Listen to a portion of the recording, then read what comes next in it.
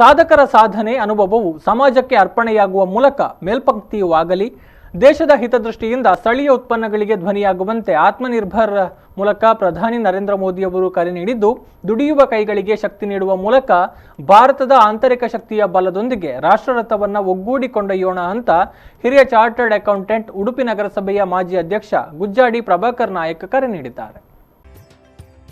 ಅವರು ಕಾಪು ಶ್ರೀ ವೀರಭದ್ರ ಸಭಾಭವನದಲ್ಲಿ ನಡೆದ ನೂತನವಾಗಿ ನೇಮಕಗೊಂಡ ವಿಧಾನ ಪರಿಷತ್ನ ಸದಸ್ಯರು, ಕರ್ನಾಟಕ ರಾಜ್ಯ ಹಾಗೂ ಉಡುಪಿ ಜಿಲ್ಲಾ ರಾಜ್ಯೋತ್ಸವ ಪ್ರಶಸ್ತಿ ಪುರಸ್ಕೃತರಿಗೆ ಮತ್ತು ನೂತನವಾಗಿ ನೇಮಕಗೊಂಡ ಸ್ಥಳೀಯ ಸಂಸ್ಥೆಗಳ ಅಧ್ಯಕ್ಷರು, ಉಪಾಧ್ಯಕ್ಷರುಗಳಿಗೆ ಕಾಪು ಕ್ಷೇತ್ರದ ಜನತೆಯ ಪರವಾಗಿ ನಾಗರಿಕ ಸನ್ಮಾನ ಕಾರ್ಯಕ್ರಮವನ್ನು ಉದ್ಘಾಟಿಸಿ ಮಾತನಾಡಿದರು.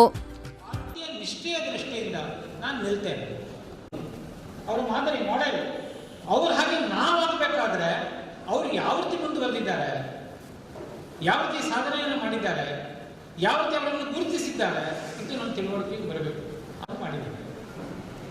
ಎಲ್ಲ ಸಾಧಕರನ್ನ ಒಂದು ಸಲ ಗುರುತಿಸಿಕೊಂಡು ಸಮಾಜಕ್ಕೆ ಪರಿಚಯಿಸ್ತಕ್ಕಂಥ ಕೆಲಸ ಅವರು ಹಾಕ್ತಾ ಇದ್ದಾರೆ. ಅವರ ಕ್ಷೇತ್ರದಲ್ಲಿ ಯಾವ ಮೂಲೆಯಲ್ಲಿ ಓಡಾಡಿದ್ರು ಕೂಡ ಕನೆಕ್ಟಿವಿಟಿ, ಎಲ್ಲ ಕಡೆಗಳು ರಸ್ತೆ ಸಂಪರ್ಕಗಳು ಚೆನ್ನಾಗಿ. ಕಾಪು ಕ್ಷೇತ್ರ ಭಾರಿ ಒಳ್ಳೆಯ ಸ್ಥಿತಿಯಲ್ಲಿ ಉಂಟು. ಹಿರಿಯ ನ್ಯಾಯವಾದಿ, ರಾಜ್ಯೋತ್ಸವ ಪ್ರಶಸ್ತಿ ಪುರಸ್ಕೃತ ಎಂಕೆ ವಿಜಯಕುಮಾರ್ ಮತ್ತು ಉಡುಪಿ ಜಿಲ್ಲಾ ರಾಜ್ಯೋತ್ಸವ ಪ್ರಶಸ್ತಿ ಪುರಸ್ಕೃತರಿಗೆ ಮತ್ತು ನೂತನವಾಗಿ ನೇಮಕಗೊಂಡ ಸ್ಥಳೀಯ ಸಂಸ್ಥೆಗಳ ಅಧ್ಯಕ್ಷರು, ಉಪಾಧ್ಯಕ್ಷರುಗಳನ್ನು ಸನ್ಮಾನಿಸಲಾಯಿತು.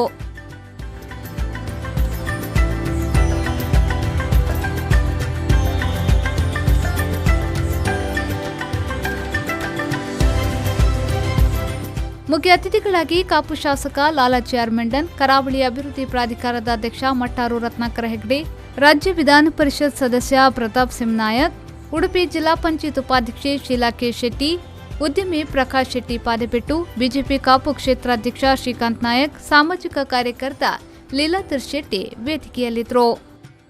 ಸುರೇಶ್ ಶರ್ಮಾ, ವಿ4 ನ್ಯೂಸ್ 24/7 ಪಡುಬಿದ್ರೆ.